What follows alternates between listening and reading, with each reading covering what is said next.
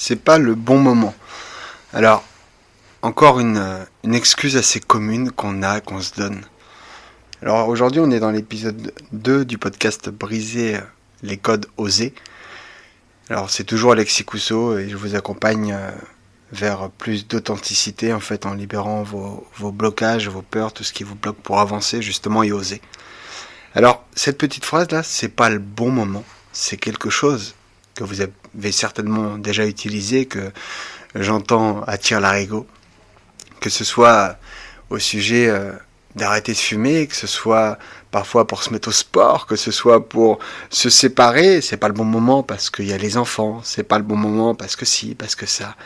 À chaque fois, c'est pas le bon moment. Et ce qui est marrant, c'est que quand vous allez raconter ça à quelqu'un et lui dire que il n'y a pas de moment, la personne va vous dire bah oui, non mais ça je le sais bien, mais là c'est vraiment pas le bon moment. Et va encore rentrer dans des justifications à rallonge, à rallonge, à rallonge. En vrai, est-ce qu'il y a réellement un bon moment pour arrêter de fumer ? Est-ce qu'il y a réellement un bon moment pour prendre soin de soi ? Est-ce qu'il y a vraiment un bon moment pour se mettre au sport ? Est-ce qu'il faut à tout prix attendre le premier de l'an pour faire là toutes ces bonnes résolutions qu'on a et qu'on lâchera le 2 ? Est-ce que c'est bien d'attendre que les enfants aient la majorité pour enfin se séparer, alors qu'au moment où on se pose la question, ils ont 3 ans ? Je sais pas, je suis pas sûr. Je vous dirais que a priori, si on regarde un petit peu les livres d'investissement, ils vous raconteraient que le bon moment pour investir, c'était il y a 20 ans. Et que le deuxième bon moment pour investir, c'est maintenant. Alors, est-ce que réellement il y a un bon moment ? Maintenant, ce qui serait un petit peu plus intéressant, c'est de prendre les choses d'une autre manière. Je vous inviterai à vous dire, tiens, si vous êtes dans cette situation, de vous dire, tiens, c'est pas le bon moment. Il y a quelque chose, quel que soit ce que c'est, qui vous fait envie ou peur, peu importe, et que vous osez pas. Vous dire, tiens, qu'est-ce qui se passe si je le fais pas ? Qu'est-ce qui va se passer là si je continue sur la même lancée ? Imaginons, c'est justement de quitter quelqu'un. Tiens, si je quitte pas cette personne que je reste avec, qu'est-ce que je vais vivre pour les mois, les années à venir ? Qu'est-ce que je vais ressentir ? Qu'est-ce qui va se passer quand j'aurai gâché peut-être 5, 10, 20 ans de ma vie ? Alors là, c'est un exemple, mais mettez-le sur ce qui se passe pour vous. Qu'est-ce qui va se passer si je bouge pas ? Qu'est-ce que je vais ressentir ? Qu'est-ce que je vais vivre ? Ce truc-là me semble vachement plus intéressant parce que, en fait, quand on fait pas de choix, c'est déjà faire un choix. Quand on décide de pas bouger, on pose une action de ne pas bouger. Et souvent, le coût que ça a, le prix que ça coûte, il est beaucoup plus important que de faire. Alors bien sûr, le moment où vous allez décider et vous dire ok c'est parti, du coup c'est le moment, ça va vous faire peur. Forcément à l'intérieur de vous il y a un truc qui va se réveiller et qui va dire non n'y va pas. Forcément. Cette voix de la peur elle est là, elle est importante, elle est là pour nous protéger, pour nous préserver. Le problème c'est que si elle nous surprotège ça fonctionne pas. Vous voyez, c'est un petit peu comme si demain, je sais pas, vous devenez parent et votre enfant, vous allez vous dire, tiens, moi je veux jamais qu'il soit malade. Je veux pas risquer qu'il ait la moindre maladie. Et vous allez l'enfermer dans sa chambre, vous allez buller sa chambre. Vous savez, un petit peu comme dans les films où on voit des catastrophes et où les gens se retrouvent avec des espèces de combinaisons enfermées dans une bulle avec de l'air à respirer ici et ça. Si demain vous faites ça, ok, super, vous êtes des parents aimants, vous voulez prendre soin de votre enfant. Est-ce que vous en prenez réellement soin ? Parce que moi, j'ai comme l'impression que les enfants, quand ils vont à l'école et qu'ils chopent toutes les saloperies qui passent, ils sont en train de créer leur système immunitaire. Moi, je me rappelle, mon fils, quand il était au début à la maternelle, purée, toutes les semaines, il était malade. Tout le temps, le nez qui coule. D'ailleurs, c'est pour ça qu'on appelle les enfants des morveux.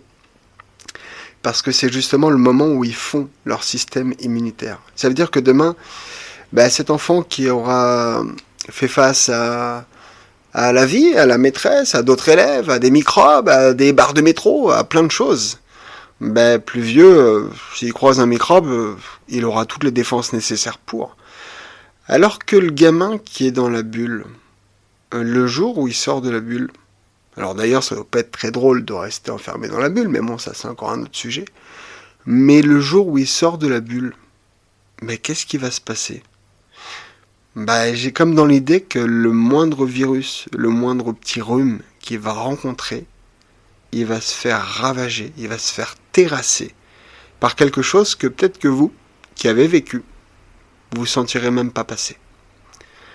Alors, c'est pour ça que, ouais, c'est de la protection, mais on a un certain niveau. Donc amusez-vous à mettre comme ça en exergue, à venir comparer. Vous savez, un petit peu comme les équations de maths qu'on faisait à l'école.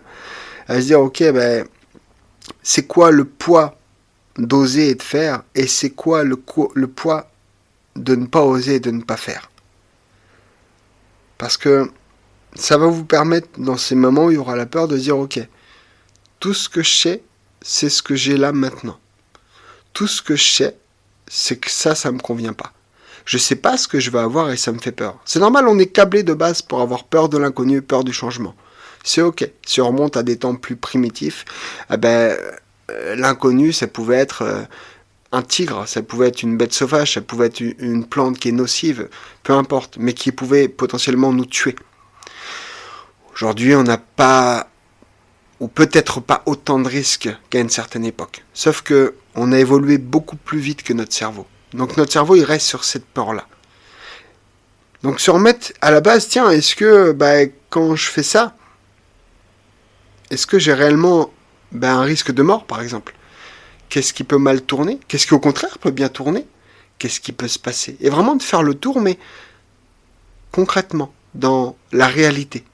Pas de venir lister, évoquer tout ce qui va se passer. Non, de les prendre point par point pour se dire, ok, pour chacune des choses, qu'est-ce qui peut se passer de pire et qu'est-ce que ça peut m'apporter concrètement. C'est ce qui permet de venir mettre une pause à un moment donné. C'est ce qui permet de juste ralentir suffisamment le flot de pensée pour prendre l'instant d'une décision. Et ramener les choses à ça, une simple décision. Parce que souvent, tout l'autre côté, c'est juste émotionnel. Alors qu'à un moment donné, si on décide quelque chose, en sachant à l'avance qu'on va avoir peur parce qu'on ne connaît pas, parce qu'on n'est pas encore à l'aise, mais qu'on va le devenir, le propre d'une zone de confort. Alors j'aime pas le terme zone de confort parce que c'est pas confortable, mais le propre d'une zone de confort, c'est qu'on connaît ça par cœur. Mais une fois qu'on va sortir de cette zone, petit à petit, elle va venir s'agrandir et rejoindre le niveau où on est. Donc on va venir agrandir cette zone. Et inlassablement, on va rentrer dans un exercice où à chaque fois des choses qui avant nous semblaient difficiles et insurmontables deviennent presque faciles et banales. Mais il y a toujours ce moment où on va faire face à la peur. Le courage, c'est pas de ne pas avoir peur. C'est d'avancer et d'agir en présence de la peur. C'est intéressant de prendre les choses sous ce point de vue-là. Pour se dire, ok, je sais que ça me fait peur, mais je sais que je vais vers ici, alors je vais oser. Parce que j'ai encore plus peur de rester au même endroit. Et c'est une peur dont je vous parlais dans le premier épisode et qui est importante à mon sens. C'est d'utiliser constamment la peur du non-mouvement. Qu'est-ce qui se passe si j'ose pas? Pensez-y. Ciao.